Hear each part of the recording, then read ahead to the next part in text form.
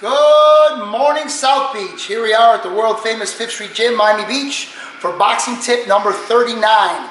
And my boxing tip this week is training gear. You have to really try and experiment with as much gear as possible. Gloves that are comfortable and for the right size of your hand. Headgear that allows you protection plus visibility. Some people like the bar across. The bar across is great to protect your nose, but you can't see uppercuts. Some people like the cheek protectors. They protect your cheeks, but they limit your vision. Some people like the open face. Obviously better vision, but there's an issue with your face is wide open. You get hit a lot easier. So you have all these things. You have to experiment. You have to try your friend's gear. You guys exchange gear and try things out. Try different gloves out. We had a fight just recently. We fought for the WBC silver belt. We provided our own gloves and for the opponent, and the gloves fit my fighter's hand perfectly, but the commission in Latvia, our first time ever in Latvia, said the gloves were too hard. They got the same company's gloves, rival, but a different model, and they were too small. In turn, I had to put on half the wrap as usual, and the glove barely fit, and he wound up hurting his knuckle because he had half the padding as usual. So all that has to be taken into consideration.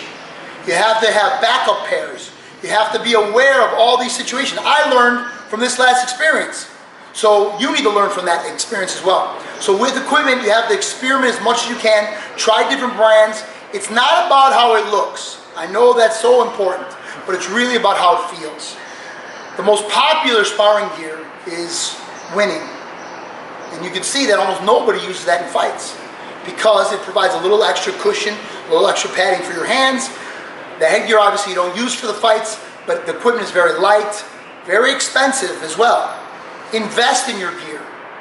It's pointless to walk in the gym with a new duffel bag and a pair of Jordans. That's not going to help you. You're better off having your old shoes on and quality headgear, quality gloves, a quality cup. That's also important. You need to get your cup together way before the fight to make sure it fits not only properly, but also with your fighting shorts. That it fits under your fighting shorts properly. So equipment is as important as anything else. No different than a baseball player in his glove or a bat. You got to get comfortable, you got to be familiar, and you got to see what is best for you.